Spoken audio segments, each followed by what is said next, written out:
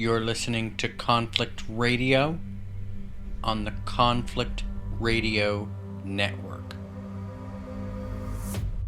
Greetings and welcome to Conflict Radio.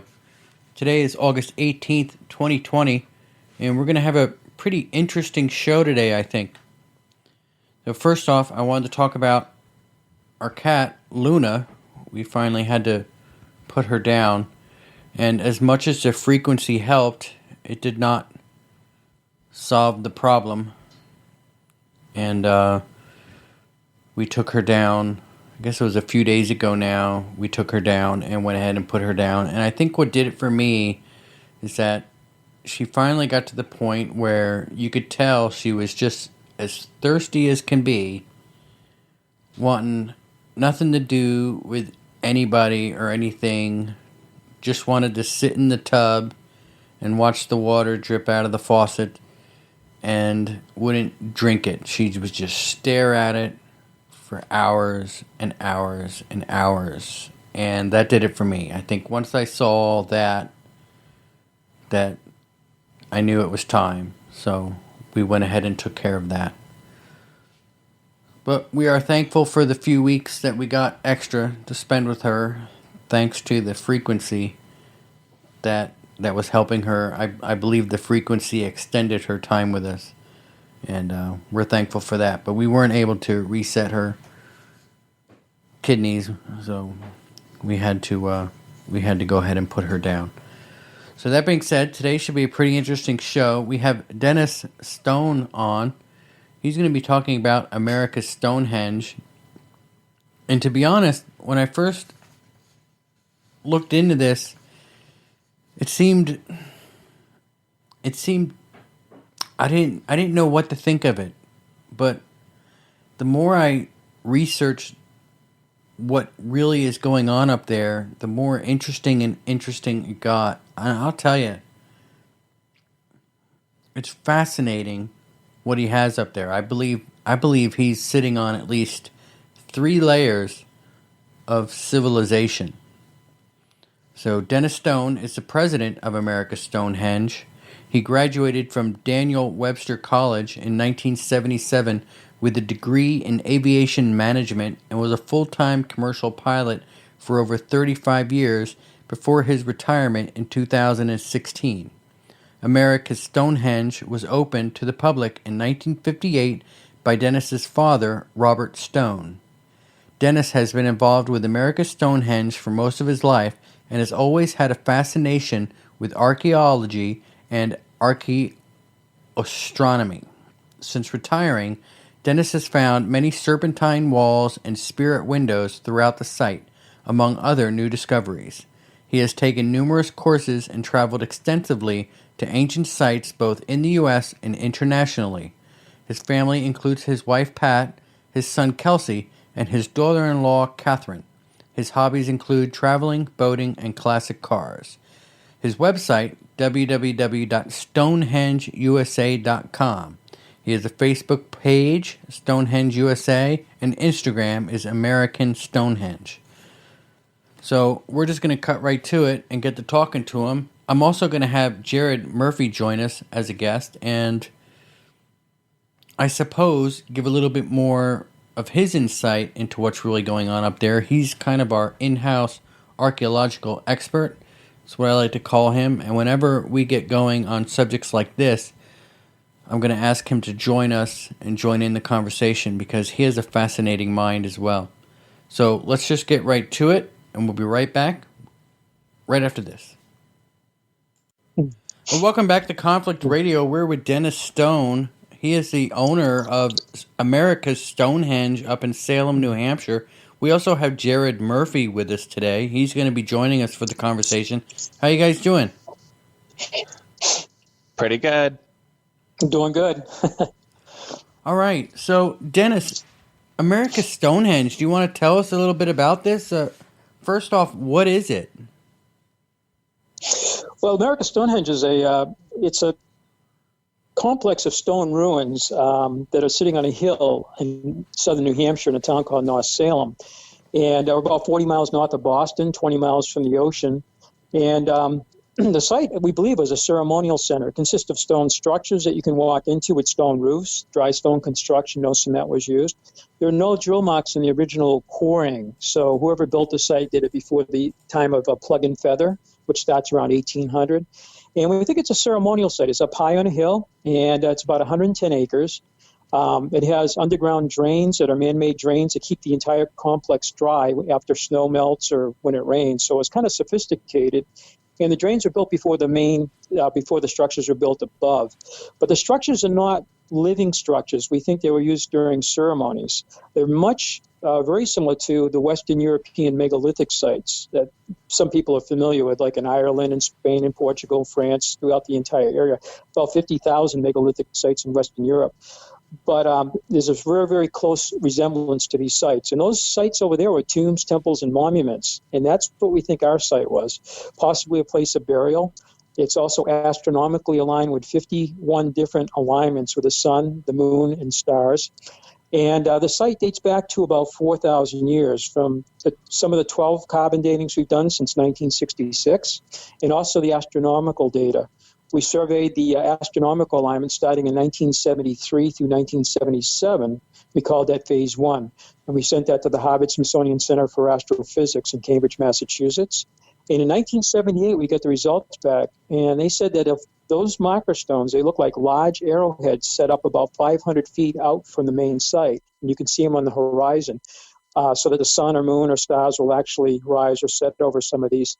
They said they would work about 1800 BC, which is the same period as the oldest carbon dating, or what we call the main site. The main site is where most of the stone structures are built, and it's about 1 acre. And that's surrounded by a chain link fence that was put up in 1937. And outside of that are thousands and thousands of feet of stone walls, standing stones, quarry sites, and even windows, these little stone windows that are built into the walls that might be what some people call spirit windows. They're about maybe a foot or two across, a foot high. And we found serpent walls out there, too. These are walls that look like a serpent or a snake, and they have a head, a body, and a tail. And they run from 30 feet up to the biggest one we have, we believe, is 2,550 feet.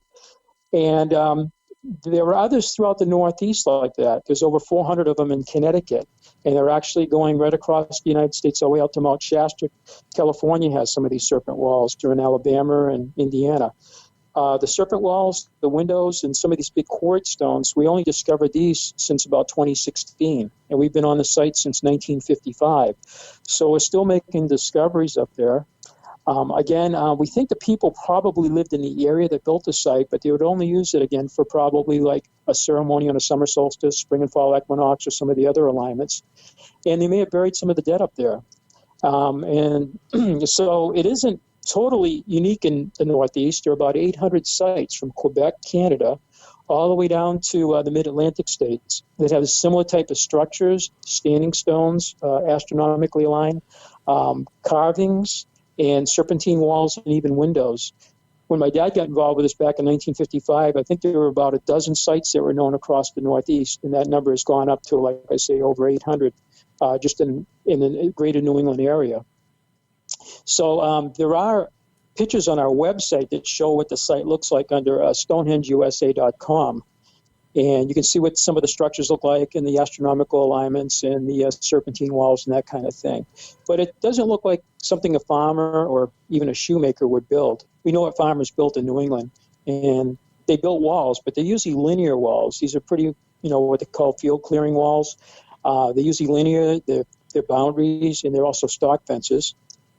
But our walls have a lot of, some of the walls are very short, some twist, they turn, they bend, and they contain large slabs of quarried stone stood up on their end, and sometimes they're stood up on their edge, I should say, and sometimes they're stood up vertically. And the ones that are vertical are some of the 51 astronomical alignments. So it is kind of unique in a way, but these sites really shouldn't be here in the Northeast, according to what we've been taught, that there should be no ancient stonework in the New England and New York and the greater Northeast. There should be no kind of ancient works by people in this area.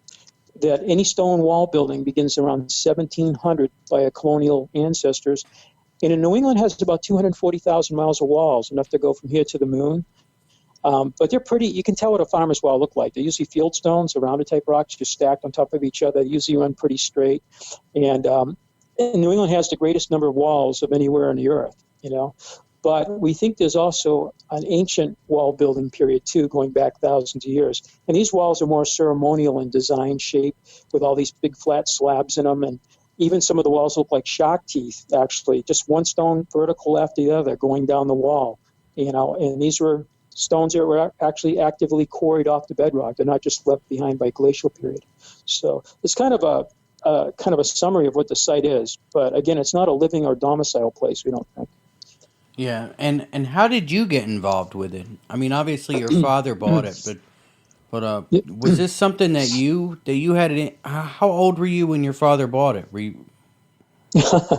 Well, my dad heard about it on a radio show, one of the biggest stations in New England out of Boston. You know, it was a show called Yankee Yarns, and Alton Hall Blackington was the talk show host. And it was 1955, and it was on a Friday night. My dad had been in the Coast Guard for a few years up in Labrador, up close to where the Vikings actually landed 1,000 years ago.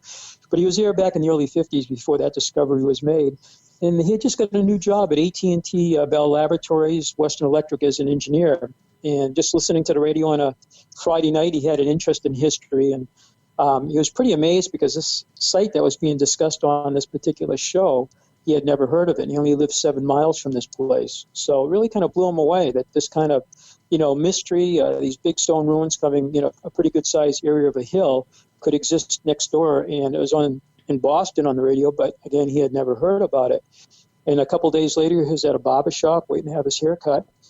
And he picks up a magazine to kill some time, and he opens it up, and there's a feature story about the same place. And it was just, again, it was like one of these coincidences. And he asked the barber, gee, can I keep this magazine? And he goes, well, how old is it? He goes, it's 1952. So it had been sitting in the barber shop for 3 years, and which was great. It didn't get thrown away. Otherwise, he may have not ever get involved with this. After the radio show, maybe he would have forgotten about it. But that totally triggered his interest. And at my aunt and uncle's the following weekend on a Saturday evening, there was about 10 people playing cards, drinking beer, and having a good time. And my dad took that magazine and showed it to everybody. Nobody knew what it was until my aunt and uncle looked at it and said, wait a minute, we were there back in the 1930s. We used to picnic down there, and they rode their bicycles down when they were dating. And because my dad said, well, do you think you can find the place? And they said, well, it's been over 20 years. And the place was not open to the public. So the next day on Sunday, the four of them went around, drove around North Salem trying to find this place. And eventually they found this old dirt road. And they took a chance and went up at about a half a mile, and they found the place. And my dad climbed under the chain link fence because they were all trespassing, because there were signs up, you know, no trespassing, basically. So he spent quite a bit of time in the 1 acre area where that chain link fence was put up actually by the original archaeologist William Goodwin back in 1937 to protect the main site. So they had to climb under it, and he went under it. The others stayed outside, and probably half an hour later he came out, and they asked him what he thought, and he just says, it's just simply amazing. I've never seen any kind of stonework like this in my life. And, you know, and then he told my mom something about maybe getting involved with it, maybe purchasing it, opening it to the public. And her reply was, I think something like, you have rocks in your head, you know? Yeah. Crazy. But so after that, my dad met the owner of the place. He lived in Sutton, Massachusetts, about maybe an hour, probably 2 hours away in those days. You didn't have the highways, down near Worcester, Mass. Today it's about an hour drive. And he met the owner eventually, and they worked out an agreement over the next couple of years. And in 1958, on the summer solstice, my dad opened it to the public for the first time ever under Mystery Hill Caves. And my dad still was at AT&T, and he stayed there for 30 years working there, but he did this on the side. And so we opened it up, and then on July 9th, the governor came down for the official dedication in 1958. And when my dad first came here, I was about a year old. And when we opened it up, I guess I was 4 years old at the time. So did you live there? Did you live there as a kid? No, we lived in that same town, Derry, New Hampshire, about 8 miles up the road.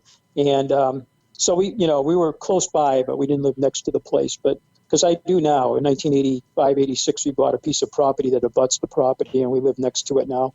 And my son lives next to it, so it's, you know, the family's here. And my dad actually, back in 1990, built a house on another side of the hill, which is now sold. and he lived next to it starting in 1990. He passed away 10 years ago. So, but it's been a family affair. My son, Kelsey, I only have one son. He's an engineer like my dad was, and but he's been involved with this. And one of the discoveries he made was the alignment with Stonehenge, and that ended up on America on Earth in 2013. So he has an interest in the site too, you know. So yeah, I saw that. The line goes all the way to Beirut. It does, yeah. It continues back Stonehenge. People can try it on Google Earth, you know, and you have to use Google Earth, and the alignment is over the summer solstice sunrise stone from the astronomical center. And my son was just playing around with Google Earth and took the line across Maine and across, I think, Nova Scotia or by Nova Scotia, and then right across the ocean, about 3,200 miles. And it went right across southern England. We've been to Stonehenge several times, so he knew the area where Stonehenge was. And as he changed the scale on the Google Earth, realized he was in the Salisbury Plain, and then he could see Stonehenge appearing as he kept changing the scale. And it went right through one of the trilithons at Stonehenge, which is kind of amazing, whether it's a big coincidence or whatever. It's like, wow, we never knew that. And that particular stone, we opened up that clearing around 1973. And we have been watching the sunrise there on the summer solstices for decades, not realizing if you had, Superman vision of some sort, you could see around the Earth, and it would go right through Stonehenge. And since then, we found that other alignments, too, with the site. The true south alignment goes through Machu Picchu at Peru. The winter solstice sunset, which we opened up in 1967, the very first one that we actually cleared, that goes through the moon pyramid at Teotihuacan, northeast of Mexico City. My dad and I have been there. And then the equinox sunset goes through Pueblo Bonito at Chaco Canyon. And we were out there last September visiting that whole facility out there. Beautiful place. The equinox sunrise goes through the pyramids on the Canary Islands. And until I started looking at that, I didn't realize the Canary Islands has megalithic sites and, of course, pyramids there. And I'm hoping to get there next year with a friend of mine from Malibu, California. If we can get out of the country, we're going to go there and see some of the interesting sites there in the Canary Islands. In the August 1st sunrise, and this is one I'm working on a little bit more, it seems to go through the Giza Plateau, right through the Great Pyramid. So they're kind of interesting. It's like, it could be coincidental, but these are very significant sites around the world, UNESCO World Heritage Sites, I think, for the most part. And, these alignments are pretty cool from our site. So some people say they're ley lines, and they're on, Earth vortexes, energy lines, and that kind of thing. That's not really my field as much. I'm more into the astronomy, but I think the alignments are kind of cool. So if anybody want to know which direction a particular site is, it's on one of our alignments, Yeah. Do you have... Go ahead, Jared. So I have a question just because Dennis, just a little bit more about my background. I spent 3.5 years doing, my book is strictly about these ancient megalithic prehistory histories, and it seems that all over America and all over the world there's just this continuing revelation of ancient high-tech societies, and alongside maybe more primitive cultures, but just the fact that our human history is so unknown beyond that younger Dryas, yet we're showing signs of the Phoenicians, we're showing signs of a number of other people, whether it's the Mayans or the Aztecs, being much further north. In this particular case, I had two questions for you in looking at this as we keep revealing these things. Two questions. One is, do you have the notes or the field research from the original archaeologists that fenced off the site and found it? And the second is, more importantly, because thank God you have the site under your personal, I think it's so much more valuable, like Baalbek, Lebanon, that you personally own the site, that you have an ability to protect it, I think, and also share it. I think as a steward, your family doing this, I really love this, because I guess it's a comment here along with the second question, is just that the fact that it's open to whoever you want to let in, and the reality is it's not one single university or institution deciding through some knowledge filtration what people should hear or not hear or see or not see. You have control of it privately, and you've been protecting the site. At the same time, then who have you currently let in more recently? I mean, not just from 2012, but is there anything planned for LiDAR or for digging? Have you looked into or is there something going on right now? Oh, those are great questions, and thank you so much. That was a nice compliment. The family, it's been 7 decades we've been involved with it. It was made a state historic site in 1970, but the state really doesn't do anything. They don't own it. Of course, it's private property, but it was recognition by the state of New Hampshire, and I guess it allowed us to put our brochures in the state rest areas. The last governor, as I mentioned, that came up was in 1958. We did invite a governor back in 1994 when we expanded the visitor center. We did that on our own. We put up a brand new building with a theater, and a more display area, more gift shop area, and up-to-date bathrooms and everything, handicap bathroom. We did all of that. We did that on our own, through the bank and everything. But we invited the governor to come down, and because we never heard hide nor hair of anybody from the state. The town's been kind of nice to us. We do pay property taxes on everything. So we're taxpayer. But yeah, so it's kind of a passion of love, for the family, and I hope it can stay like that, forever. I mean, that's what our dream is. We don't have government bureaucracy. Mesa Verde is government owned, and it is beautiful, and there are several others in the United States, and they're very nicely presented too. But I think sometimes we can do an efficient job, as far as taking care of the place and everything. But yeah, we do have records from we have actually photographic records from 1920, 100 years ago. We have four photographs of the site before any archaeological work was done, so that's good. And when Mr. Goodwin came in 1936 and saw the site, he was from Hartford, Connecticut, and he had a deep passion about ancient history. In fact, he lived in Ohio for 15 years, and he was on weekends mapping some of the 10,000 mounds for the State Highway Department. And that about 120 years ago, he was doing that. And Mr. Goodwin, a little background, he was from Hartford. He was the first cousin of J.P. Morgan.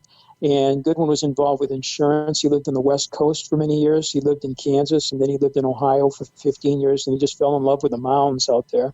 And then he moved back home to Hartford, and he became aware of our site. And then he hired a gentleman named Malcolm Pearson, and he's the gentleman my dad eventually bought the place from.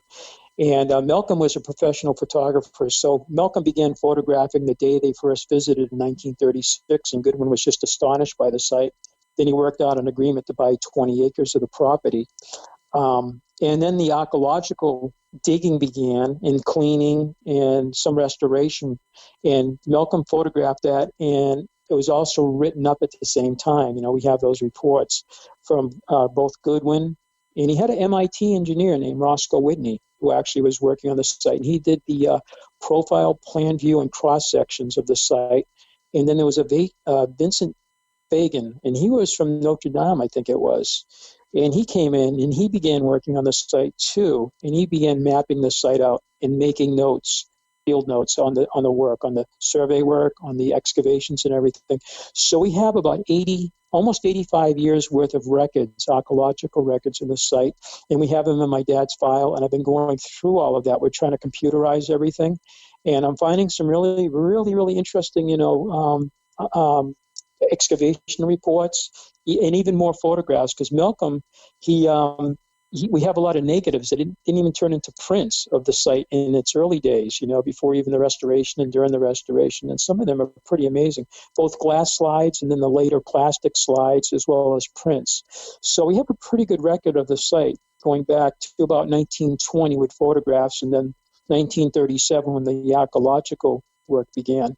So presently what we're doing is we have that same person that was the president of the New Hampshire Archaeological Society. She met with us back in June, and she's got her plans for the year. It will be starting later this month.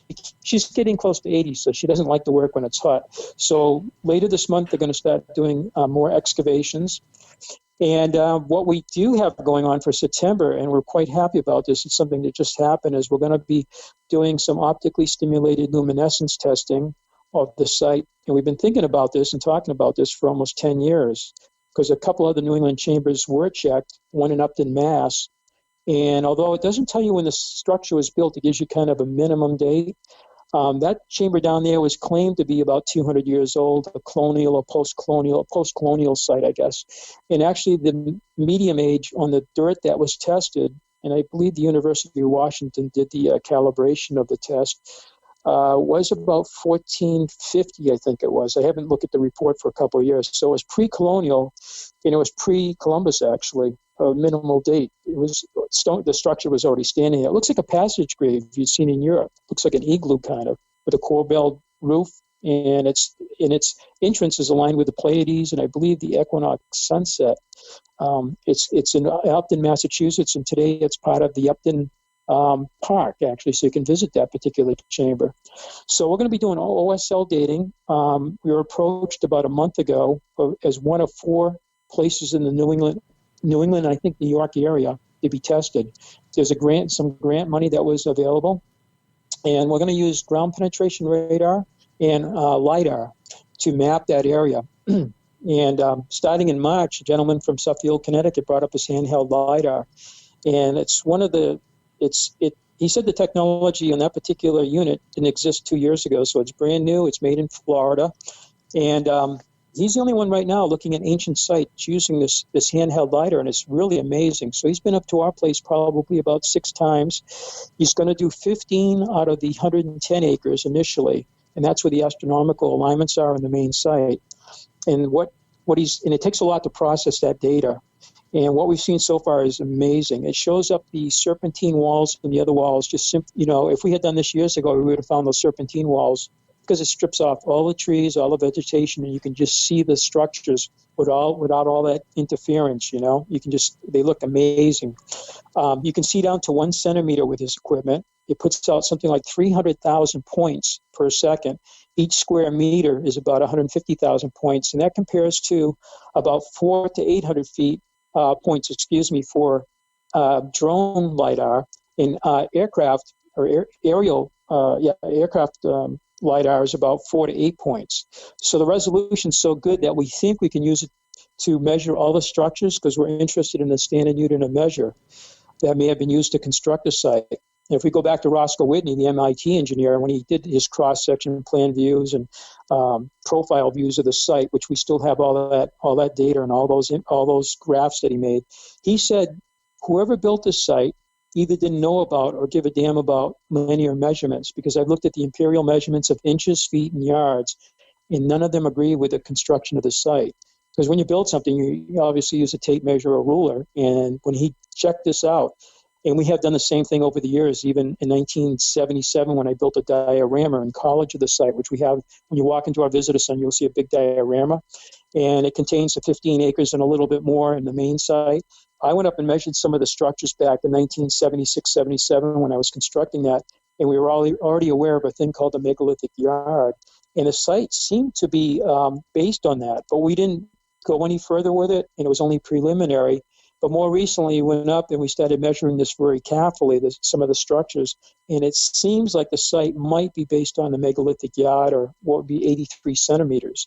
And so with this LIDAR, we might be able to actually get very objective measurements, very accurate measurements down to a centimeter, and see what we have there.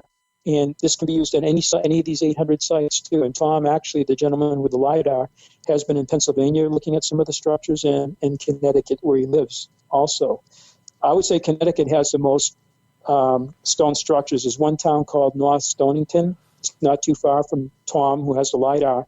And I think that might be a project for him, because there's 8,000 features in that one town, and it's about 35,000 acres of structures, chambers and standing stones, serpentine walls. There's about 400 of them there, plus all sorts of other features that are at our site too. The same kind of, you look at the pictures and people think they're looking at our site. So so the LIDAR is amazing. And the ground penetration radar, we started using that in the 1990s. A company was right down the street from us, was a neighbor, and it's Geophysical Survey Systems, and they've moved about 20 miles away. So we don't see them anymore, but in the 90s, they used to come and demonstrate the equipment to some of their customers from all over the world. And our archaeologists worked with them on that at that time. But it's come a long ways in 2.5 decades. The software and hardware and the GPR is amazing. And the woman, her name is Doria, is a friend of Tom, the LIDAR guy. And what we're going to do is going to blend her ground penetration scans with his scans. It'll be a 3D above and below the ground scans. They're going to blend the two technologies for the first time. And when we do the OSL, we're going to have a map that area where they take the core samples. So we'll have that, very accurately documented. So that's our latest thing is the OSL, and that will be sometime in the first 2 weeks of September. So I don't have actual date on that, but we'll be interested to see what we get for results. That's interesting. Can I ask one more question right now, Mike? Yeah, go ahead. Oh, sure. So one of the other things that I spent a lot of time on was looking at the readaptation of a lot of sites by, for instance, like the dynastic Egyptians readapting a site, or the Incas readapting a site and modifying it and repairing it. So because I haven't, it's interesting. Two of my best friends are coming out to New Hampshire in the next 2 weeks for a move for another friend of ours. And so it's funny, they are coming to your site to look, and I'm going to have them take photos. But my question to you on the specifics of readaptation, if this is part of a network of an unknown culture, the one thing I'm really interested in is like it reminds me so much of the Serpentine mound. I'm wondering if this is just part of that same group.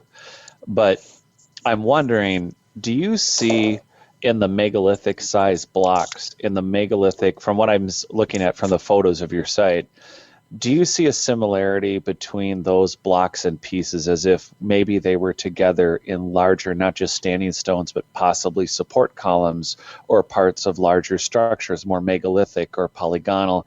Do you think maybe this was part of a site that at some point, and again, it's not about whether or not it was some other prior culture, but more about, do you see it after all these years looking at these stones, do you see that maybe the culture that built what's there picked up the remnants of larger structures and stacked the stones? That's possible. I know that happens to many of these ancient sites around the world. One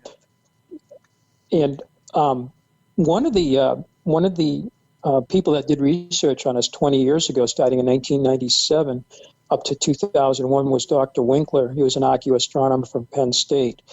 And I've been reading through some of his, his publications and his writings on the site.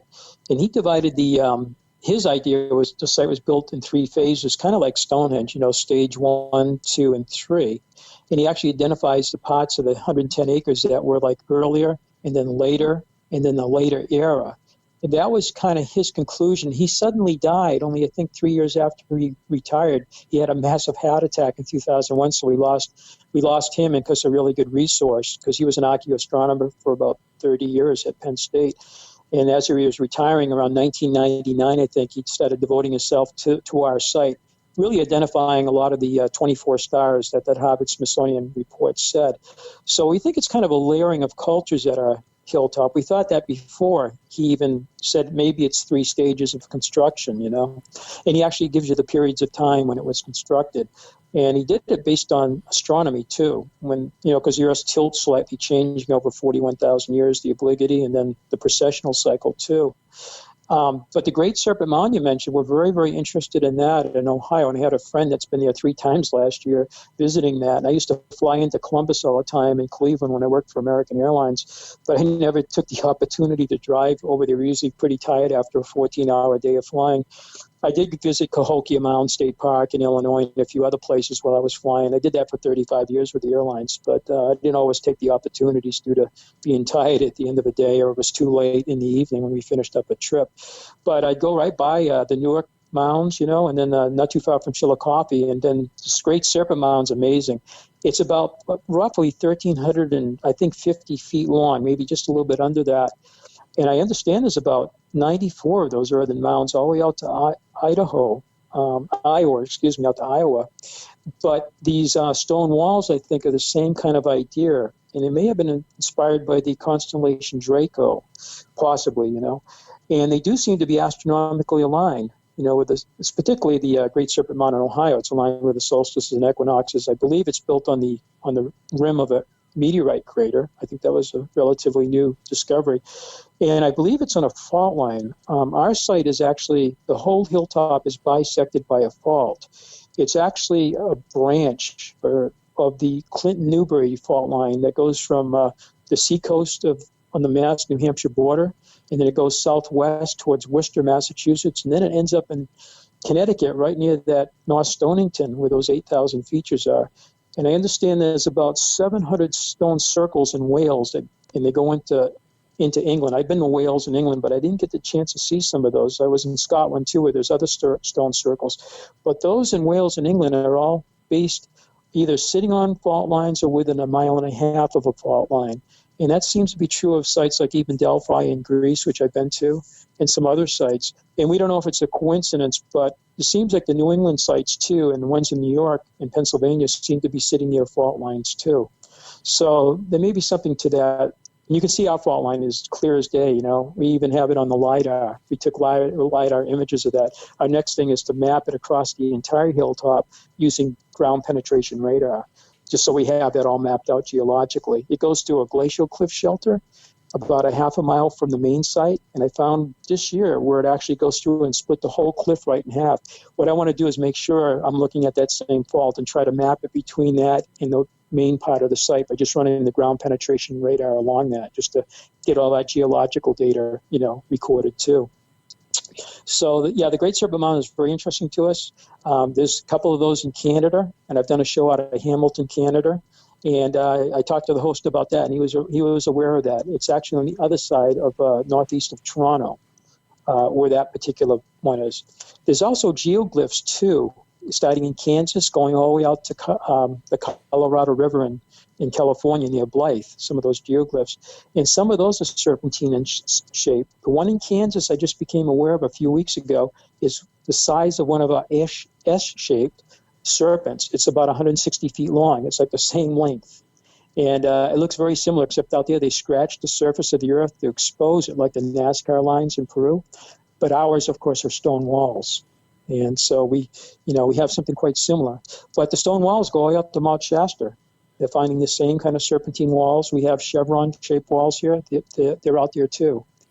I was going to be at a conference. Oh, go ahead. I'm sorry. Oh, sorry. No, I want to hear about the conference. Don't forget to tell us about the conference. But I wanted to ask specifically about some of the stones. The stones at your site, some of them are so specifically large, like the sacrificial altar. The thing that I find interesting again about them is that you don't.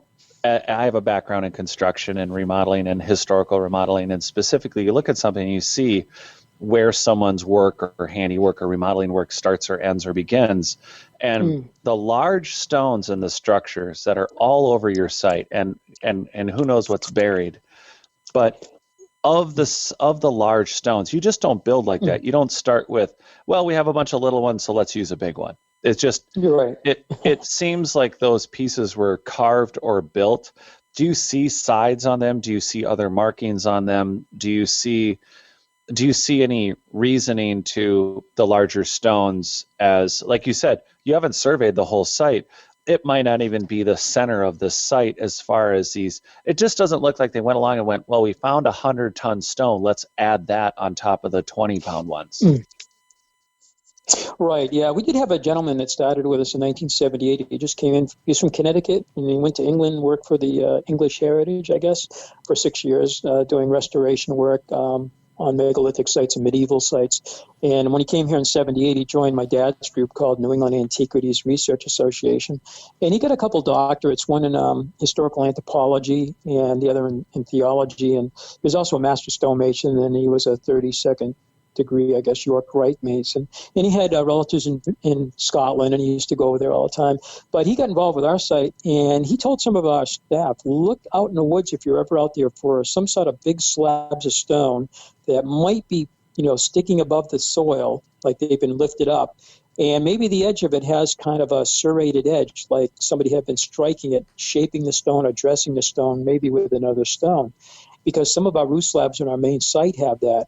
And the sacrificial table was dressed somehow, shaping it. And the big stone, there's monoliths on each side of the table, too, very large monoliths. And the weight of the stone's about 163 pounds per cubic foot. So you can actually, do the the size of the stone and then come up with the weight of the stones without even picking them up. But they are massive stones. The table is about 9,000 pounds. Some of the roof slabs go up to 28,000 pounds.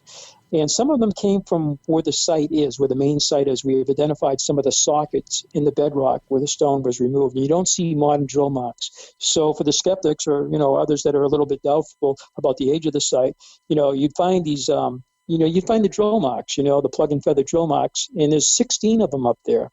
So part of the site was taken away in the 1850s, unfortunately, and that's true of a lot of these ancient sites. It's the pyramids losing their limestone caps. Avebury in England, I've been to that, one of the biggest megalithic sites in the world. Part of it's missing. Even Stonehenge, people were taking pieces of it away as souvenirs. But even I've been to Ireland, where some of the 2,000 megalithic sites, like Mouth and Newgrange with my dad. And I remember one of them had a crater in the middle. I'm like, that doesn't look like it was built like that. And the answer they actually started taking it apart to build roads over there during the potato famine. The government had people out there constructing roads, and they were destroying some of the ancient sites. Fortunately, they didn't totally destroy it. They left part of it still there. But at our site, so part of it's missing today. But what we found in 1982, one of our staff members, her name was Mary. She was one of our guides, and she worked in the building. And she had been out there sitting on a big slab, sticking up, and she was having a picnic lunch by herself. And she noticed the edge was kind of serrated, dimpled, if you will. She said, "Well, that looks kind of interesting." And then she got up, went underneath, and looked at it. And the whole stone had been elevated off its, original bedrock socket. In 1983, David Stewart Smith and Dr. Gary Hume, he's a state archaeologist. He's retired now. He's still alive. He observed the dig, and what they found along the leading edge of that stone, where the serrated edge was, on the bedrock, down several inches underneath the earth, was all little spallings. So somebody had been using a hammerstone to strike that stone to shape it. So Dr. Gary Hume and David Stewart Smith agreed that these stones are being shaped as if they're being as if they were like a couple ton arrowhead, that napping effect on them. So a Stone Age technology, not Metal Age.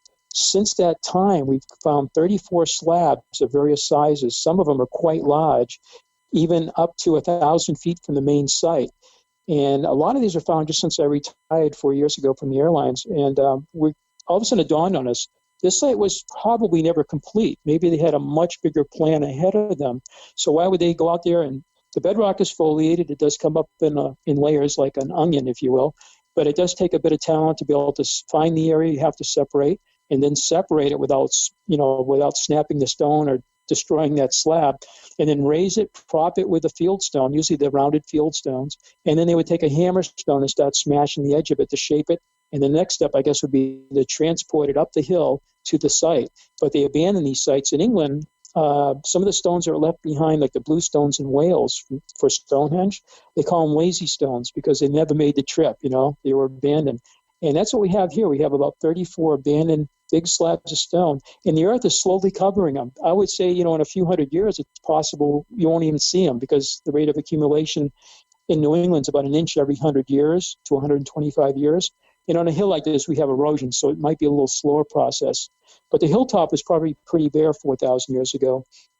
And that archaeologist I mentioned that's been with us for 31 years has done probably about 90 shovel test pits. I've helped on some of these across the entire hilltop, mapping the hilltop, the depth of soil, recording any archaeological features, and geologically determining, what we have for soil there. And she said that, and her husband was a doctor of geology too that helped, that the hilltop was probably 75% bare when the site was constructed 4,000 years ago. So the astronomical alignments would be seen easily. It wasn't a forest, in the way. You could go out and look at the bedrock very carefully and choose places where you wanted to separate the bedrock to make big slabs. Today, how do you do it? The whole thing's covered with trees and forest, And also the drains on the main site. And some of the drains run 75 feet underground. They take care of all the snow melt in the water.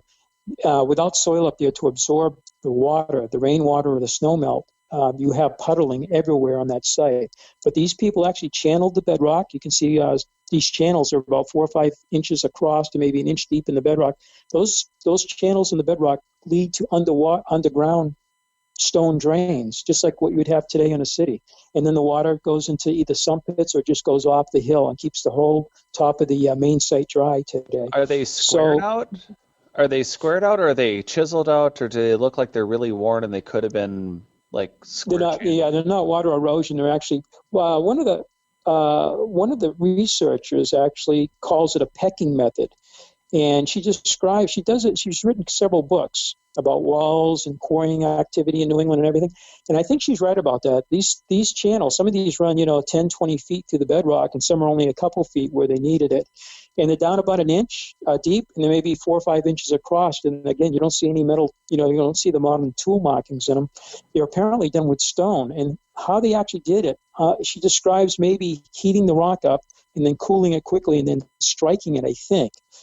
But she describes it very, very nicely in one of her books she wrote.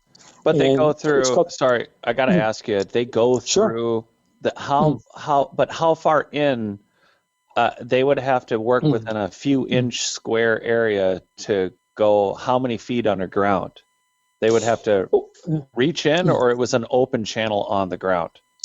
Yeah, so these are open channels still on the ground, and we actually highlight them with white paint, like a little line along each edge of it, so you can see them anyway, but it just draws your attention to them. Well, it's amazing. And these probably, and they actually do go underground eventually, and then they built parallel stone walls, maybe about half a foot to a foot high, and then they put capstones, just like the stone structures have, and then these drains just disappear right underground. Back then, in those days, when they built a site, I'm sure that these were probably covered over with whatever soil, just to kind of pack the soil around them, on top of them, maybe, But over thousands of years, the soil and the trees, vegetation decay, and wind-blown soil, everything's very slowly building up a layer of soil on the hill, covering and making some of this disappear. But so these channels are actually grooved to the bedrock, and you can see the bedrock has a grain to it, but these go right against the grain, and they go through some of the dikes, where you see intrusions of different types of material, and it goes right against them, and then you can tell it's all man-made, and then it goes right into the underground drains. So it's no mistake that it was something done by man, not kind of a natural erosion kind of thing. I spent a month in South Africa in January doing research. I got invited out to see the sites that are all on these hills, and they have drainage and walls where all the stone circles are in Waterval Boven, and there's thousands of square miles but it's very hilly. And what I thought was interesting is leading down into what you would either consider a drain or not, and this is the question to your site. And I know that with the LiDAR scans and the hand detailing and what you're doing now with what's coming, I'm wondering if so two-part question. One is, what I found was there were drainage systems into common streams that would come down one hillside and up another, but they connected on both sides with low walls, or they could have been taller at some point. But I'm wondering if these drains either connect back up the other side of other hills to what could have been a corresponding site or part of what was a larger site. And so that in lies the question where you have these ley lines or these connections to these faraway places like Giza and Stonehenge. Is there a possibility, and do you suspect, based on what you found just in New Hampshire in that area, is it possible that within this even few hundred acres of the area versus just what you own, do you think that there is what hunch do you have on what direction do you think that there could be a corresponding, possibly older and or similar and older buried site or on another hill that just hasn't been excavated? Right now it looks like a hill, just like Teotihuacan. It took 95 years to uncover that pyramid complex, and you look at the 1850 slides and it looks like a hill. There's nothing there. So is it possible that not only do they go underground, but could they be maybe coming down from another corresponding slope? And I don't know, if you were to take a hunch in a different direction, is there possibly a twin or multiple twin sites that are similar to what you have on show now, but could just be buried 100 feet away? Yeah, right. I think that's where the LiDAR is going to come in very, very useful, because it just sees through everything. And after he does the 15 acres and gets that process, he's slowly going to do, I think, some more of this hilltop. And then, the LiDAR is improving. So I know they've mapped the entire United States, but the fidelity is not anything like what he has, And but we'll be looking at that, too, because we're interested in what the surrounding area has. Next door neighbors have about 60 acres, but it's not on another hill. It actually goes down into kind of a flat area, and that's probably the kind of area you'd want to live, a habitat site. Unfortunately, they're developing that into homes. And one of my friends, he's actually was the vice president of that group, New England Antiquities, and he's in Connecticut, and he's always on looking at Google Earth and looking at all sorts of maps and everything. And he said, next door, I see they're putting in homes here. And he goes, do you notice the walls over there from the LiDAR and, and all of that from the Google Earth? I said, yeah, they look like the walls on our property, and which is unfortunately, so that 60 acres, they've already developed about 20 of it. So that's just something really close to us. That land abuts us. And the only good thing is the homes have about 3 acres instead of high-density homes, which would wipe out everything. The homes some of the walls are still there, even though they've broken through a few of the walls. But they could be farmers' walls, but they have that look like our walls, They bend, they twist, they turn, they just start and stop. But the landowner that owned that has been kind of lukewarm as far as being friendly with us and letting our archaeologists in the 80s asked if they could go around and walk on the property. And at that time, the father was still alive and the mother, and they weren't receptive to it back then. And the kids are only a little bit more receptive. I guess they just don't like anybody on the property, but they are now selling off some of the property. But the LiDAR is great. So if these hills around here, we know there are other sites. Wyndham, New Hampshire is just down the road 7 miles. There's the Chambers over there, Plastow, New Hampshire. Up in Danville, New Hampshire, New Hampshire have chambers, But they're a few miles apart from here, And over in Atkinson, which is just down the street, there's a whole area of what we call cairns, those piles of rocks. And that was known in the 60s. And I think that should be LiDAR too, to see what the arrangement of the cairns are.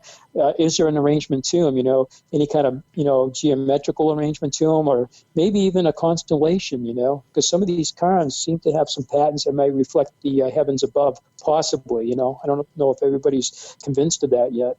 But I think the LiDAR would be very helpful. I think that would answer a lot of the questions. And then if you can get GPR in there, if you detect something with LiDAR, then you want to bring GPR and see what's below the earth, and that's where the answers will come from. Yeah, now, have you done any ground-penetrating radar so far? Have you discovered any voids under there? Yeah, we did that in the 90s when that company was just down the street from us, And again, they moved over to Nashville, New Hampshire, about 20 miles away, so we haven't seen them for about 25 years.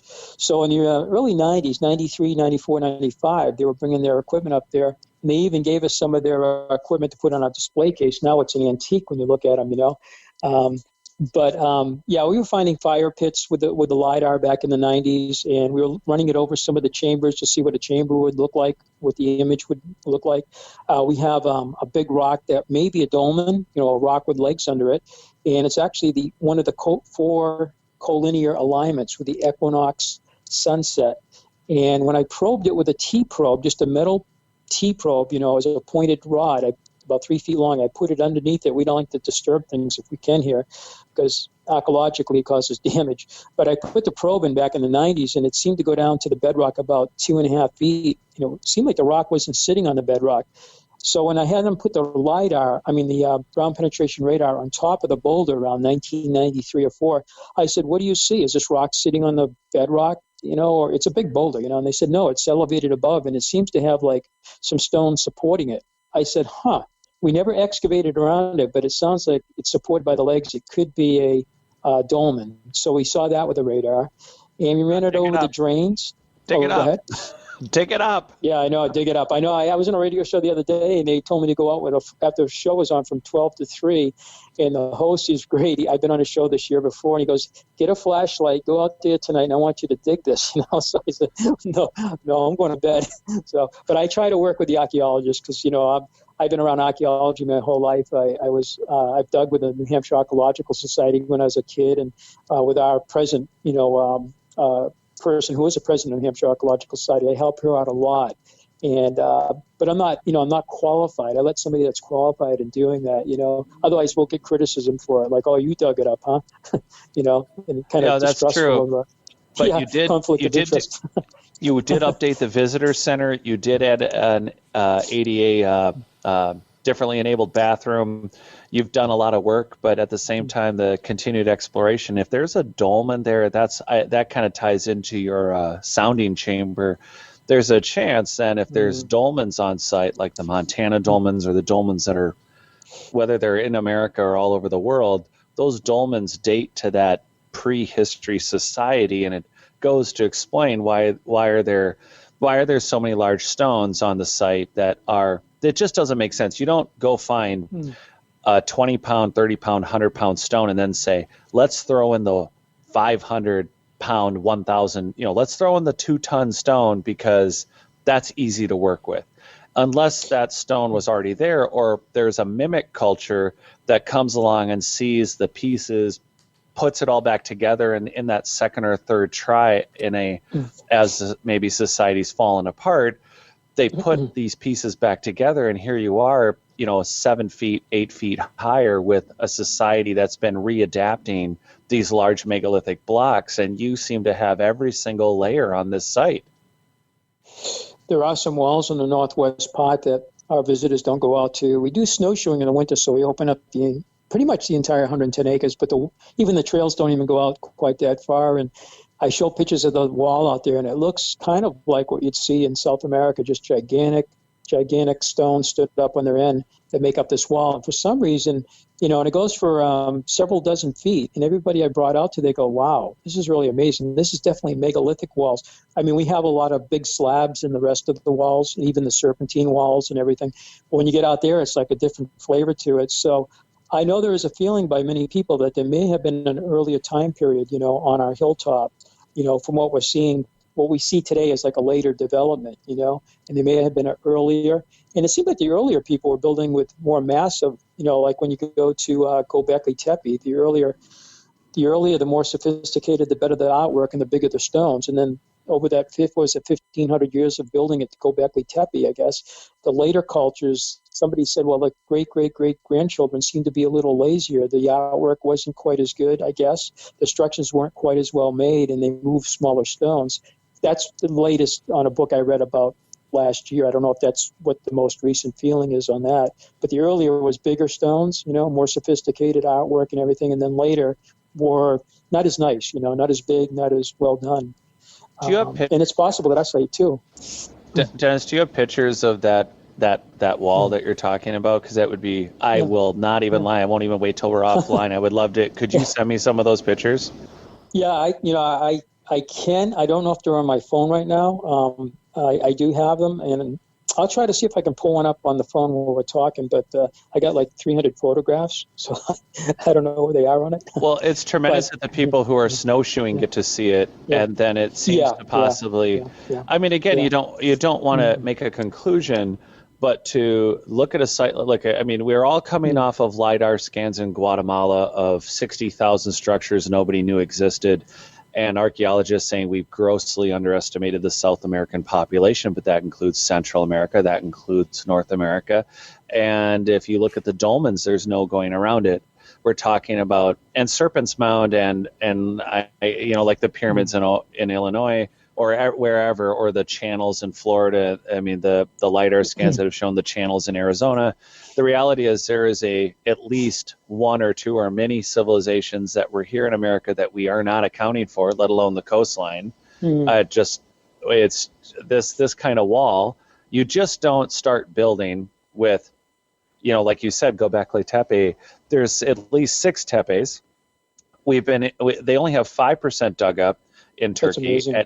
And here you have, exactly to your point, you have a site where they went from giant megalithic blocks, and then suddenly they used river stone. They just stacked some stones between giant megalith. They could triangulate, but now we're just using stones. So we have these large, on your site, you have these large mixed in megalithic blocks with smaller stones.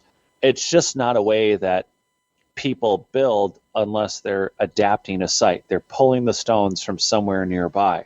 There has to be, or they're mimicking. They're like, well, there's a big stone. There must be a big stone for a reason, and there's a channel in it. So let's build like that. So then you have a society taking on that. But when you say astronomical alignments, those are not simple things to do. You have to have a higher understanding of things. It's not a matter of just looking in the sky and worshiping, pick the fill in the blank.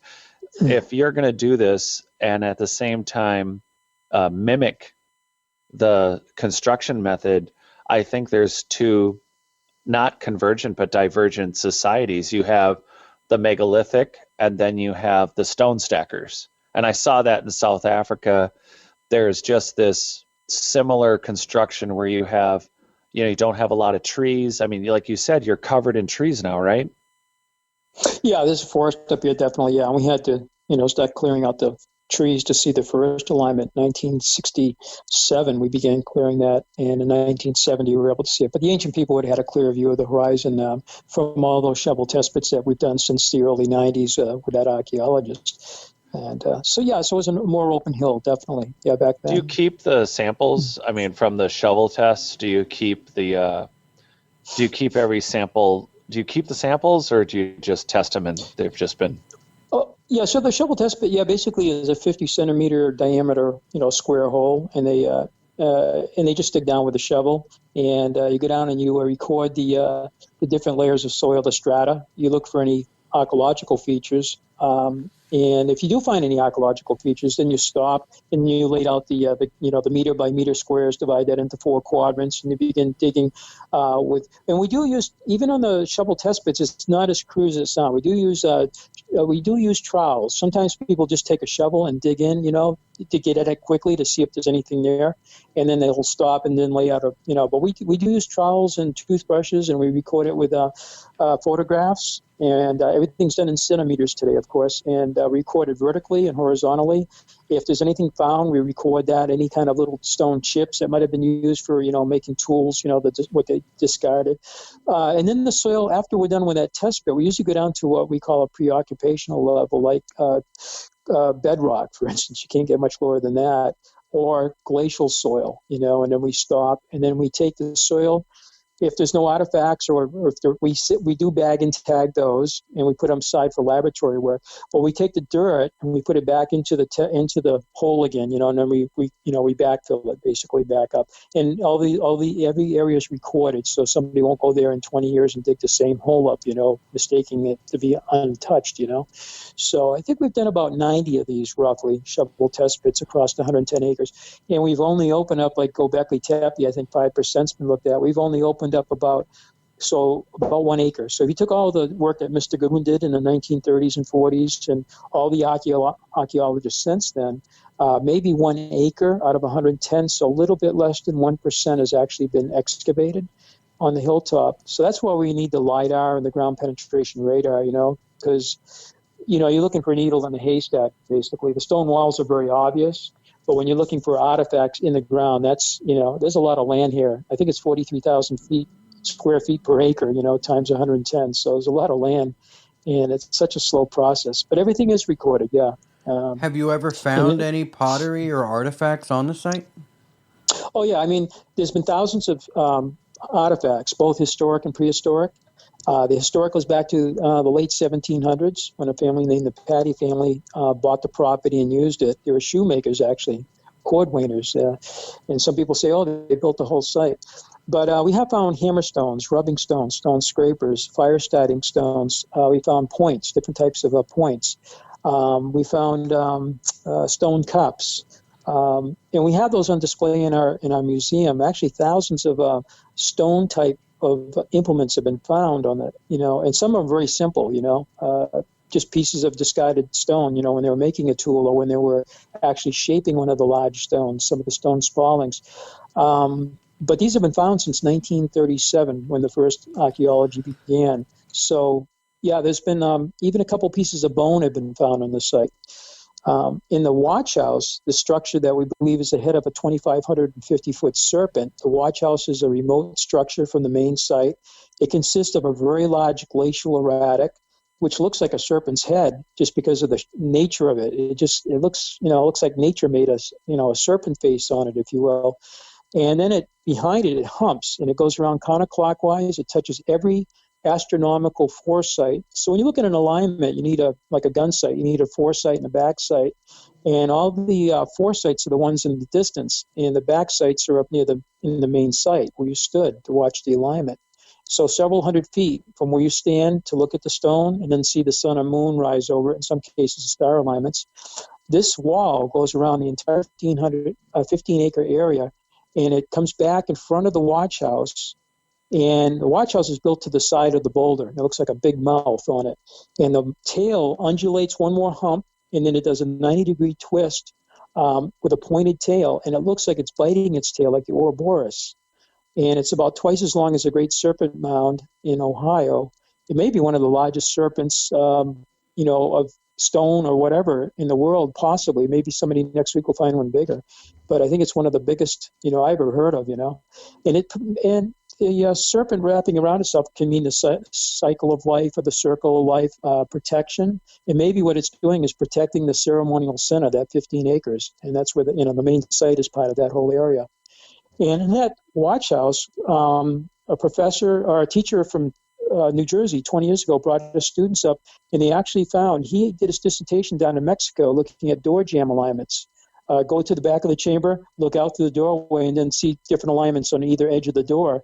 And what he found in the watch house, according to him, and they haven't seen this yet because the trees were in the way up to this winter. We've been doing a forest management thing on the hilltop, thinning the forest, was cirrus and Beetlejuice aligning through the doorway, looking out. Now, this year on the equinox, we have an illumination effect, and we know in the back wall of the watch house, if you look into the chamber, there's a beautiful quartzite stone in the back wall that stands out like a sore thumb. And we've thought for many, many years, I wonder if that gets illuminated on a certain day during the sunrise.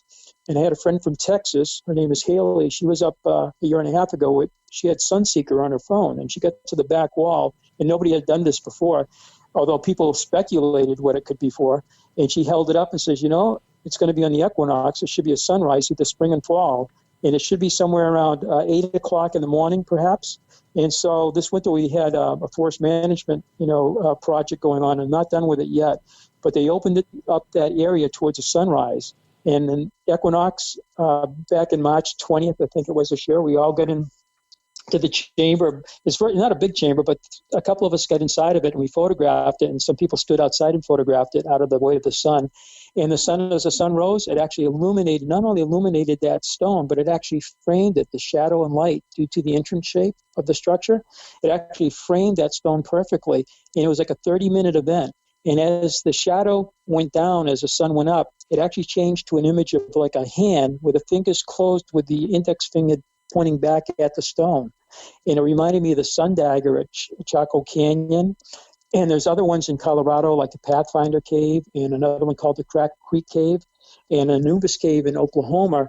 They all have these illumination effects with like the light, like Newgrange in Ireland, for instance, where the sunlight will go in, penetrate the chamber, and illuminate like the back wall. In some cases, it will be inscriptions, And so that was amazing to us. And we're going to watch it this fall again and see what it looks like. But we recorded it. We have it on YouTube.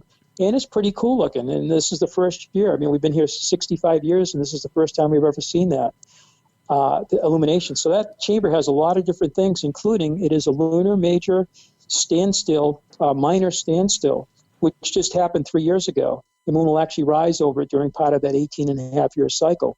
And it's also a cross-quarter day, one of the days between seasons. And in this case, it's a February 1st cross-quarter day alignment. The hump behind it, its first hump, is actually a November 1st cross-quarter day alignment. And then it continues on this undulating thing all the way around the site, comes back again, and then it bites its tail.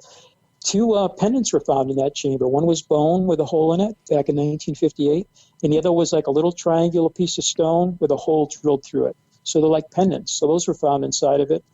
And another piece of bone was found in 1968, the Smithsonian, and it was a physical anthropologist, Dr. Lucy Hoyle or something like that. I got her name on our records. She looked at it and she goes, "This is a piece of bison bone," and she showed it to her colleagues, and they're kind of surprised. But one of them said, if you go back early enough in time, the bison were all over the North American continent pretty much. So that shouldn't be totally a surprise to find a piece of bison bone in New Hampshire, And then 3 other bones were found on the main site, and they were looked at by the same doctor in 1968. They had been found in 1938. So for 30 years they were in our building, and then they were sent to Washington. And they said they were human, and they had one of them had a mark in it, and the mark was like a deep scratch that was made while the person was still alive. And they said they believed they were human, and they were kind of denser than they thought, normal of a human bone. But they believed they were human. They didn't carbon date them because they had been out of the ground for 30 years. But my thing today is the bones are on display in our, in our museum. Whether DNA testing could be done on these bones to identify them, So that's something we're kind of interested in doing too, if it's possible. That would be fascinating because those bones, you don't know who they are, what they are, and the question is age and the DNA makeup. We're learning so much on a day-to-day basis that you have those. I know you found Phoenician or Canaanite inscriptions. Is that even the most interesting artifact you found? And one, I guess 2 parts again. I always have 2 parts apparently. One is, did you find any other Phoenician items, or more importantly, where did you find it in a particular part of the site? And was that even the most interesting thing you think you found? Because the bone thing is, once we can test it, that will be very interesting.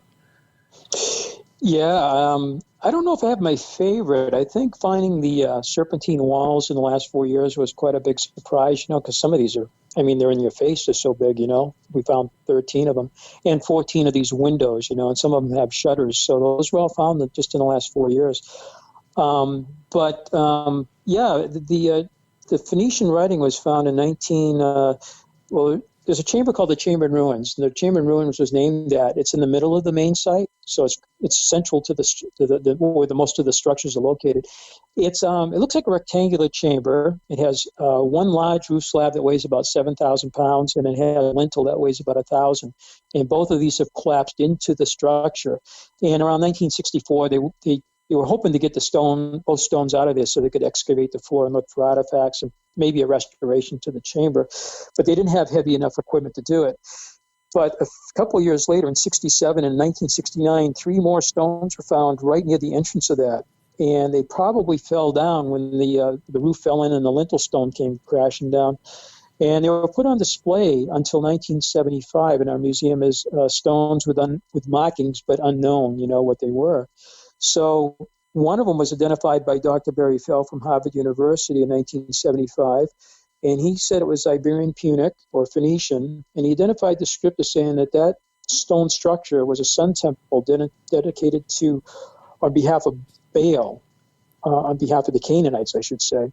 And he said it was Iberian Punic, so it was Phoenician writing, but from Spain and Portugal. He identified it was very closely related to that. The other stone he found, he didn't find, but he identified, it was found by other researchers, was Libyan, and he didn't get a complete translation on the Libyan. He also said that was, I guess, of the style from Spain, although the Libyans were from Libya, northern Africa. They were in Spain too. And the other type of markings were Celtic. And he identified a sun symbol. It looks like a tic-tac-toe board as a Celtic sun symbol. And also Celtic, it's Consine. It's early Proto-Celtic Ogham or Ogham, and it doesn't have vowels. So it's vowelless Ogham, and it's found in Spain and Portugal. So he called it Celt-Iberic. But these markings are not only found at our site, but they're found across to all the way across to the West Coast and all the way down to Brazil and up to Maine. And we're just up there going to visit one of the inscriptions. We were there on 9/11, on the day of 9/11, 19 years ago, and we were going to go out to this island, Mohegan Island, and right next to it's another smaller island, and we were going to go over there and look at the inscription because it's one of the most northern Phoenician script that Barry Fell has identified, whether he's right or wrong, So, but we went up there about a month ago, and we couldn't get over there because of COVID-19. They didn't have any kayak rentals, and there was no other way to get over to that island. It's really not. It's only has goats on it. You can look at it. It's barren, and you can see it. You can almost swim to it. I'm glad I didn't swim. I was going to swim over there, but then if you saw the news, a woman died from a shark attack in Maine right down the street from there. So I'm kind of glad I didn't take the chance and swim over there. But that's supposed to be Phoenician also. So the 3 markings that were found at our site were found near the front of the chamber in ruins. That chamber has had 3 different carbon datings done to it. And when we look at the plan view of the floor of it, it's not rectangular. The walls are not 90 degrees in it. It's actually trapezoid in shape. And there's one other chamber too nearby, and we looked at it and we measured it, but we want to get more accurate measurement. It seems to be trapezoid in shape too, the floor plan. Again, not rectangular. And then the groove on the sacrificial table, we found out 4 years ago, is actually a trapezoid. And if you look at the measurements of the groove, it doesn't fit our inches or feet. It's like 89 inches across the bottom of the groove, something like that. And the top is, I forget what it is, but it's about 9 inches narrower at the top. But if you use 3264, the megalithic yard, it comes out to like 1.5 across the bottom of the groove, 1.25. The length of the groove is 2. The width of the table at the bottom is 2.5, and near the top is 2. And the table seems to be sitting, the top edge of the table is about 1 megalithic yard above the bedrock. And so the megalithic yard may, again, be the standard unit of measure there. Some of the other kind of like courtyards, and right next to the table is kind of a cell or like a niche. It's probably several feet across by several feet. And if you look at that again, and we were using LiDAR on it just recently, I was looking at it with Tom, and it looks like a trapezoid shape too. So trapezoid seems to be something, and I know some of the English megalithic sites have used a trapezoid, and it's used in South America and Central America, I believe. But our site doesn't seem to be rectangular. You know, if a farmer was building that or a shoe shop guy, you know, I think you'd find rectangular buildings, you know. Do you think most of the stones are right from the site, or do you suspect any of it from maybe another area or from further away? As far as the... Well, like at Stonehenge, we were talking about the blue stones and the location. Yeah. Like what is there more than one possibly even where the stones on the site are from? Because again, you have these larger cut stones, and again, some could be mimics, some could be from more recent cultures finding what was there and then adding back onto it. But then here we have these large multi-ton stones mixed with the assumption is that some of the smaller stones may have just been smaller stones, but maybe they were part of something larger and they got broken down to make the walls that are there, the serpent shapes. Meanwhile, you have the megalithic blocks, and some of them could be maybe that second culture, but the very first culture that possibly built with the largest stones, are they from 150 miles away, 20 miles away, or are they really just nearby? Yeah, the rocks that came from away would be the glacial erratics that came from northwest to here, moved here by the glaciers, you know, naturally, you know. But I think we'll have to look at these stones a little bit closer, particularly the big ones. Some of them we actually are still sitting in situ, if you will, where they were raised out of the bedrock itself. You can see the hole, you know, left behind beneath them. But we'll have to look at that a little bit closer. And I think you're onto something, though. I think that there was a layering, like my wife used to call it, layering of cultures up here. And so to try to separate the different time periods in the possibly different groups of people or different, you know, maybe the same, you know, maybe it's the same people, but at different ages, you know, maybe separated by time, their descendants or something. And like you say, maybe they were mimicking what the earlier builders had done. That's true of a lot of sites, as you know, you were mentioning that. We think that that's what occurred here. I think the problem is trying to separate the earlier stonework from maybe a later generation of stonework to maybe a later generation. And then you see what Mr. Patty did. You know, that shoemaker, he was a fifth generation shoemaker. When he modified part of the site to put a wooden house up, you can see he put a lolly column in the center of his house. The lolly column in this case was a stone wall. And all the stones are something you can pick up with one or two hands versus the stonework in the original wall next to it, which would take, I think, two guys couldn't even pick up some of these stones. You know, they probably had to use levers to move some of these big stones. A totally different type of stonework. Very light stonework you can pick up, and other stonework you'd have to have something to help move it, like levers or something, you know, many hundreds of pounds or even thousands of pounds of stones. So even that's a more recent thing, you know, between, you know, in the historic period, from what Patty did to something prior to that. So you can see that very clearly, you know, what this guy did, you know, in the late 1700s. Dennis, I want to ask you a stressful question. So, go ahead. Super. So along with all this, so one of the things I say when I'm doing interviews about my book, It's Not Aliens, Worse, It's Us, Discovering Our Lost History, is what I spent 3.5 years on this and poring over all these ancient megalithic sites. And one of my commentaries, and I'll predicate it because you probably haven't heard it, is that my analogy is, and again, it's very important to respect every layer of every culture. And you'll get an archaeologist that spends 25 years putting together a vase from basically vaporized fragments of a vase, and the equivalent is like, hey, they spent 25 years piecing back together the remnants of an entry ticket to Disney World without ever excavating Disney World. Right. So that's my criticism of, after 44 years, Göbekli Tepe is only 5% dug up, yet we're making these massive conclusions, right? So right. So here comes the stress. Do you hear the stress coming? I can feel it. Yeah, good. Because one, I feel like you have such an advantage of, again, not only having a multi-generational family private ownership of a site that's not state controlled and therefore probably not managed as well. And secondly, you have this passion and interest for this site that is clearly connected to so many more. And so the question is, has it been tabled a realistic, and I am loading this with all the complexities for everyone listening, of all the layers, of all the details, like you said, toothbrushes and spaded shovels and managing the layers of the earth and documenting the process. How do we go from 44 years at Göbekli Tepe with only 5% dug up? How do we look at a site that has at least maybe 3 or 4 occupations of possibly thousands of years of occupation, with megalithic blocks and megalithic hints, because we know this continent was occupied pre-Younger Dryas.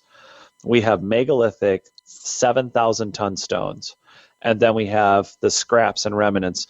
Is it possible to table a timeline that doesn't take 44 years to not only map, and again, we've already covered it, you're mapping, you're lidaring, there's geosurveys, there's a lot of things going on to get a plan.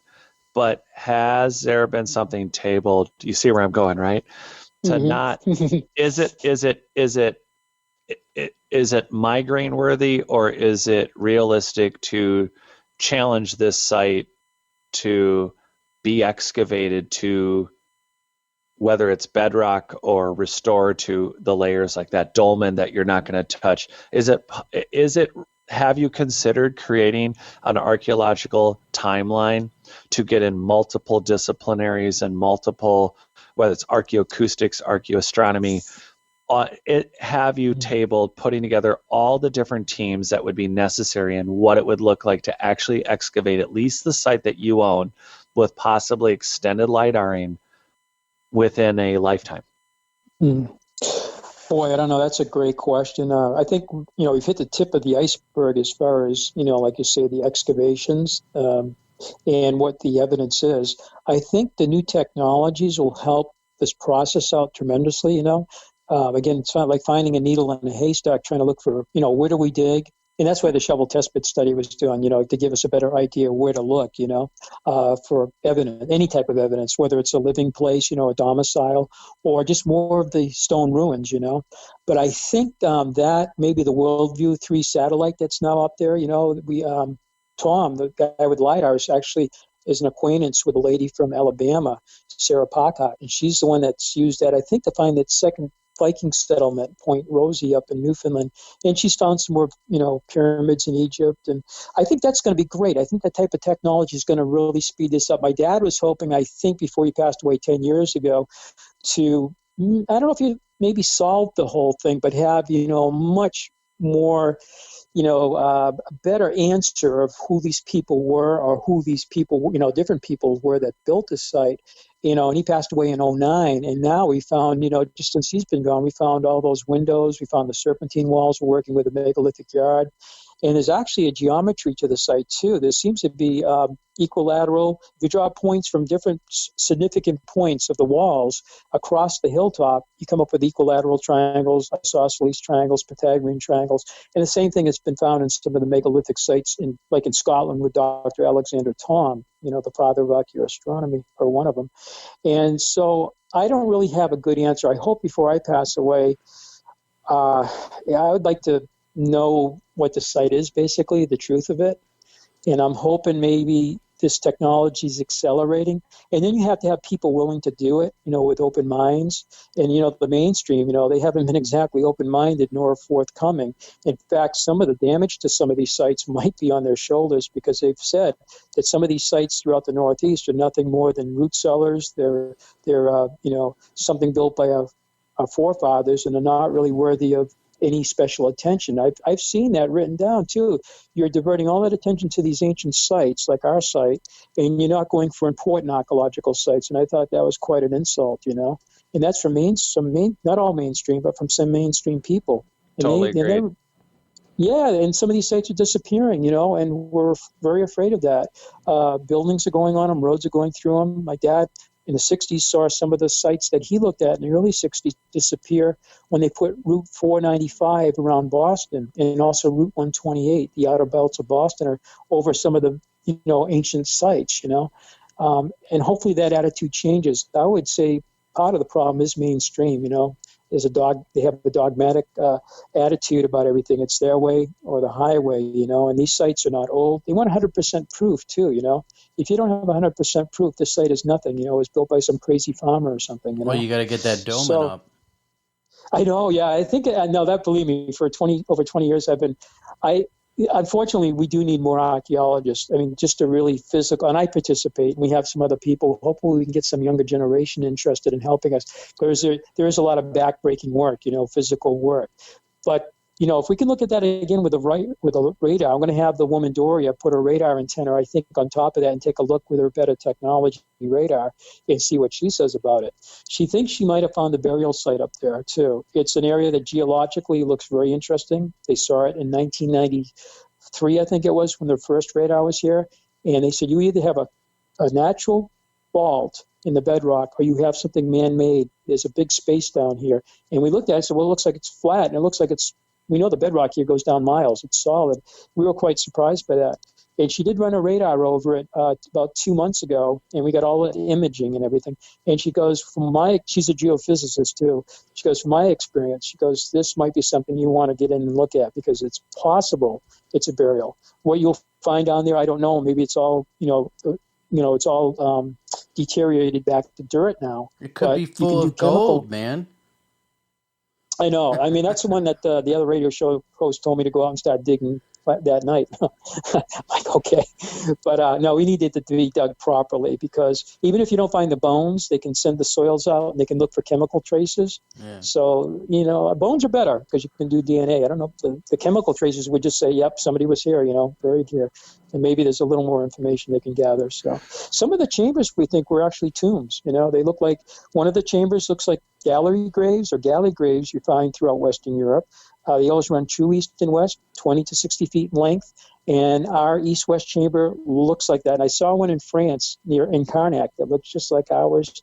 And then wedge tombs of Ireland, and they're also in Spain too, look like our V-hut. And our V-hut's the only structure on the hilltop, on the main site, that doesn't face north, south, east, and west. These are true directions, not magnetic. And the ones in Ireland, they face southwest, and they're shaped kind of like a wedge or a V. And my dad and I were there. We saw a couple of the wedge tombs, and that looks like ours, And there's one in Spain that has the same notch on the roof slab. Ours has a little notch on the roof slab on the right side. The one I saw in Spain, it was a 3D image of it too. It was pretty cool, all 3D. And it showed the notch on the same side as ours. And in the front left, in front of it, there was a basin cut into the bedrock. The same thing with ours. The only difference was our basin was twice as big as the one in Spain. What I didn't have from Spain was the size of the structure. It looked similar, or the orientation. I wish they would put that down, true north, and then you could see what orientation was. But it looked like a twin of our V-hut. And over there, they're used as tombs, actually, so they know that over there. Well, at least they think they know that over there, or some of the evidence suggests that. Over here, ours were cleaned out by Mr. Goodwin 83 years ago, right to the bedrock. And any soil in there that might have, had indications of being a burial, like certain chemical traces, they didn't have that technology, back then. So he dug it out, looked for artifacts, and then unfortunately disturbed it permanently, the interior of it. So it's just bedrock today, The soil was removed. There's still that opportunity then to obviously bag the dirt until we know more later, because melted people are still melted people. But yeah, that's a shame. Yeah. yeah, they did it in Greece. They threw out the bones. They're like, well, we're looking for art artifacts. We're not looking for bones, and so they threw them out. And they literally threw them. They documented, threw them over cliffs. We don't need these bones. But they could have been a mastodon bone that was mistaken for a titan, and they just threw them away. Exactly. And so, but like I said, to your nightmare, here you have this site where I think a lot of people, like I myself, I mean, I'm continuing to do work and do more research and to work on my second book, but at the same time, this site that is worth visiting, and I don't think it detracts from anyone visiting for you to be able to, like you said, make an overarching plan, maybe in your lifetime about, because I think that's the bold thing. I think the spearhead of the future of archaeology, because we got the chance to gather conflict here. We interviewed Michael Cremo a few weeks ago, and one of the things that he talks about is knowledge filtration. You only find what you're looking for. And, yes. Yeah. And so the problem with and then the whole the snail trail speed that which, well, we don't want to excavate this because we don't have the technology. So the chicken before the egg here, which it's the spearhead of the best and most open sites, seem to all be going back to you and your family, and the stewardship is that it seems to be that only private individuals that have control of their site have the ability to circumvent the dinosaurs of archaeology that are, like, again, Cremo pointed out once that archaeology changes. The joke is that the paradigm shifts with the death of one archaeologist at a time. And here you have this site where you have the ability as a private owner, no pressure again, to create a plan. I mean, Sarah, you brought up Sarah from it. Yeah, right. Sarah from Alabama, like you pointed out, she found a bunch of. She upset Egyptologists because she found, not only does she win she won the TED Talk a couple years ago. She won the TED Prize for like $3 million for Global Explorer, and that's amazing. Yeah. Well, she found pyramids where you got entrenched Egyptologists. I'm going down a rabbit hole. I'll shut up after this, but they were mad at her. Using satellite technology, finding pyramids that she's like, well, here's a foundation to a pyramid, and they're like, no, it's not. It sounds like a Monty Python skit. 'Tis a scratch. No, it's not. I chopped your bloody arm off. But here we are. You have this opportunity, in part of, I think, privately owned, to have that plan. That, like you said, in your lifetime, can you create a plan? Using Global Explorer, using archaeologists, and maybe shows like this to educate, for us to actually create a plan that says we are going to get, whether it's this layer of the society, whether it's the secondary culture, whether it's the original megalithic culture, we got to get down to the dolmens, we got to get past the dolmens, we have to look at the archaeoacoustics and the archaeoastronomy, and what does that plan look like? Because standard archaeology is not going to allow the research, whether it's bagging and canning layers of soil until they can be tested with all new quantum or nanotechnology, looking at quantum archaeology, because that's where it's going. You're going to be able to test the dust. Or like you said, some of it got carted off. Well, if you could send out a fleet of nanobots in the air to recalculate the size of what was once an original structure, you're going to be able to figure out that 7,000-ton stone and the 4,000-ton stone, all the stones together may have made a different structure in a different period. But this site, what's the plan to get it to a vision where it's not going to stop tourists, it's not going to stop us from coming, it's not going to stop us from talking or writing about it, but it's like, well, we just found something completely that doesn't line up with what we originally thought. But this layer of the society, they were banging rocks together and sacrificing goats. Well, the layer before that was actually the side of the wall to the Hyundai dealership of 4000 BC. Right, exactly. Yeah, I think the new technology is going to help us with that. We're going to be able to get more precise data for, the time periods. Also, the LiDAR and the worldview. If we can get the WorldView 3 satellite looking at this too, identifying, different things that are just below the surface that we can't see, and then we can do an excavation or ground penetration radar. But I think we're kind of on to that, bringing together the LiDAR, the GPR, the OSL. And there's also another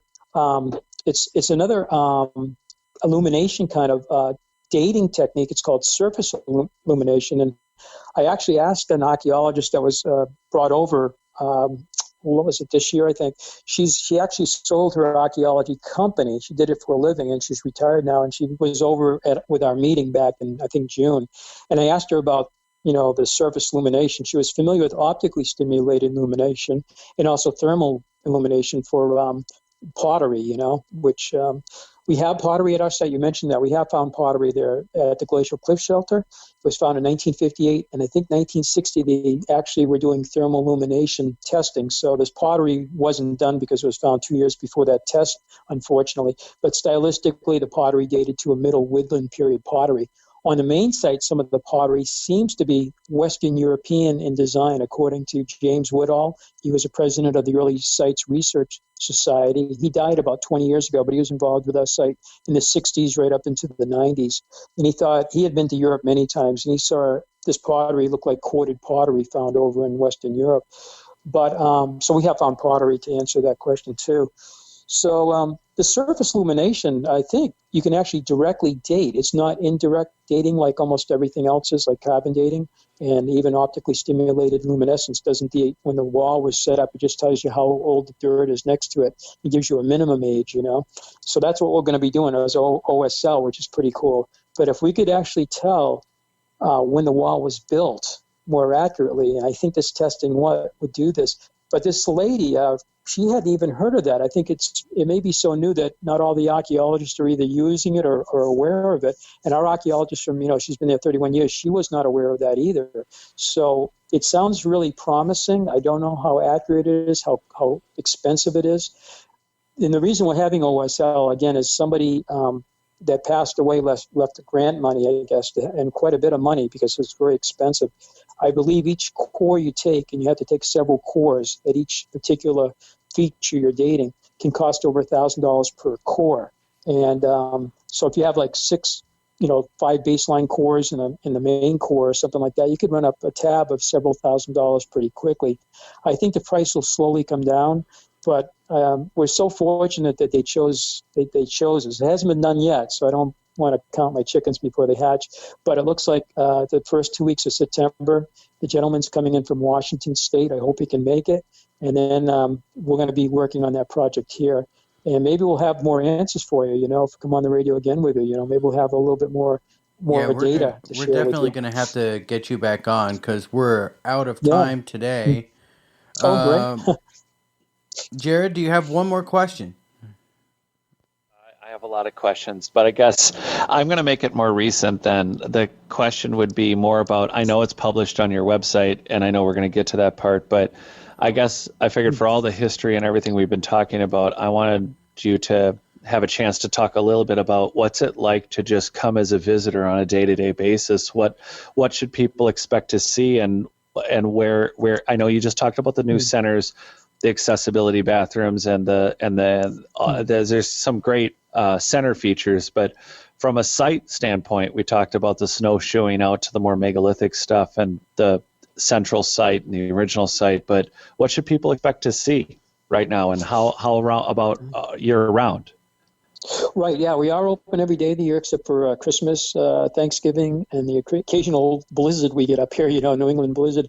On a normal tour, you're going to cover about 15 acres. There's actually 2 different ways to go up to the main site. A short trail for people that have to do it a little quicker. And then when you get to the main site, you're going to go through all the chambers. Like Stonehenge, you can actually walk among the structures. We ask you not to stand on top of the chambers for your safety and not to damage the archaeology of the place. But you can actually touch the stones. You can walk among them. And then when you get to the astronomical viewing platform, you can look out and see all the alignments. Like I mentioned, there's like 51 alignments. And when you're done with that, you can take a tour of the astronomical alignment, see some of the serpentine walls, some of the windows out there, or a short trail back to the site. But our theater is closed right now because of COVID-19. We have a theater that will hold like 50 people, and we have a 12-minute orientation film. If you go to our website, stonehengeusa.com, you can see some nice photographs, but you can also watch that 12-minute video. And on that same website, we have a free mobile app download under America Stonehenge, and it's a complete virtual tour of the entire site. And it has pictures, it has text, and it talks to you. So you can actually do it in a lazy boy at home or on your couch or whatever. You can do a complete tour of our site before you even come, so you get yourself, familiar with it. And you can look at it and say, yeah, this is really interesting. I want to look at these particular things when I get there. Or, it might be something somebody may not be interested in, but I think most people are interested in the mysterious past, in the site. So that free app download is very, very good. And I would give yourself probably about an hour and a half at our site. We have a picnic area, and then inside we have, a lot of the artifacts on display. We have a book corner and a gift shop, and then, of course, bathrooms and everything. But, and we have the alpacas, too. And the alpacas, people ask why you have those funny-looking animals there. We've had them there for almost 20 years. But they're actually part of the North American camel family, so people don't know that. And it gets into a discussion of some of the animals that used to be on this continent. And the North American camels, where all the camels of the world came from, and they were here for almost 45 million years on this continent, up to about 8,000 years ago. Cheetahs, too. Cheetahs and the large, supersized bear. And we had a number of things that disappeared at the Younger Dryas. So it brings up all of that, part of our ancient past of animals, It's just part of it. Because when we talk about, we had pyramids here too, maybe 1 million mounds in the United States, and people go like, what? So we get into some of the different types of mounds that were built across the landscape, from Canada out to the Rio Grande, down to Florida, all the way out to, Oklahoma, like the spiral mounds and stuff, and people never heard of these things. And they don't teach them in schools. Dennis, I live 20 minutes from Mound, Minnesota, and Moundsview, Minnesota. Oh, wow. I live in, so they were mounds, and they were all, that whole area was nothing but mounds and all researched by the Smithsonian. That's amazing, I am right isn't with it? you. Yes. Yeah, so you know what I mean, and most of Americans have never heard of this, and even the geoglyphs in California or in Kansas, people don't know we have like the NASCAR lines up here, So the schools aren't really teaching this unless an individual teacher does it, So when we get on the radio, we talk about all these things, and because we have about 800 sites in the Northeast, that are not really recognized or talked about too much either. But we're trying to change that, and we, my whole family thanks you for having me on today, because this is a kind of place that we can share some of this, Yeah, of course. I got a secondary question. Of course, I can't ask one. So this is the secondary part of the tour. Two. So here's the last question. Do you think, is it open at all for people to come and observe some of the archaeological work on the site, not just do a standard tour? Do you think maybe in the near future that would be something where people could at least observe some of the active archaeological work? Actually, it always has been, when we opened up in 1958. And when Goodwin was here back in the 30s, the public would come in informally, like my aunt and uncle did, and they might see some of the work and ask permission to go and see it. But we've always been receptive to that. Our archaeologists, when they're working, even if they're not in the main site and they're way out in the wood, people want to see it. We can, let them go out and see it. We're not, hiding anything, as long as they don't bother the archaeologists too much from their work, because you get into a talk with somebody and then the whole day goes by and, but they certainly can ask questions to the archaeologists. They can watch it. They can videotape it. And so that's not what we may do too in the future. We may do stargazing on Friday nights, which is a little different subject. We may do that like the national parks do. And we'll talk about the 51 alignments, some of the constellations and how they align with maybe the Serpent, the Serpent walls, the Belt of Orion, how the Giza Plateau and Teotihuacan. Get into a little bit of that too, and so that's something we're looking at maybe this fall. So, and then we'll do that in different parts of the hill that people don't normally go to. But yeah, when we do the archaeology, people certainly are welcome to watch that. We've always been open to that for sure. That's amazing, because I'm just going to say it for everybody listening. That is not a common thing. That is not common at all. And for you to have that available yet again makes it why I'm so happy people like you are maintaining sites like this. Thank you so much. Oh, well, thank you so much. My family really deeply appreciates that. We really do. So makes us feel good. Makes us want to continue on, Well, right. It's exciting, and I might be another layer of a nerd here, but I think there's a lot of people out there. It's one thing to go tour a site, and everybody wants to see something new and interesting, and anyone interested in these ancient sites, it's interesting. But for you to have active archaeological work going on a site where people can come visit, I really think people need to consider that the next time they plan a trip. This is a place they have to stop. If you're going to see active archaeological work that has not only the history behind it, but the activity in the last 60, 70, 80 years, it's just incredible.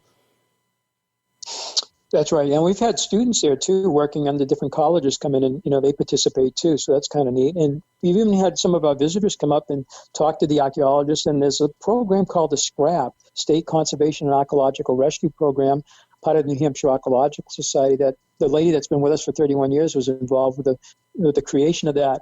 And so laymen of any abilities can actually volunteer to help out in one of these programs. And at our site, if somebody seriously wants to help out, to do sifting, to use tape measures and actually use the toothbrush and trowel and all of that, they can talk to our people. And some of these people have actually joined us before to help out, for a day or two or whatever they have time for.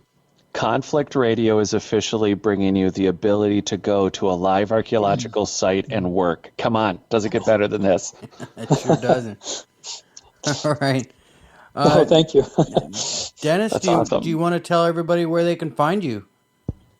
Yeah, so we have our webpage, which is stonehengeusa.com.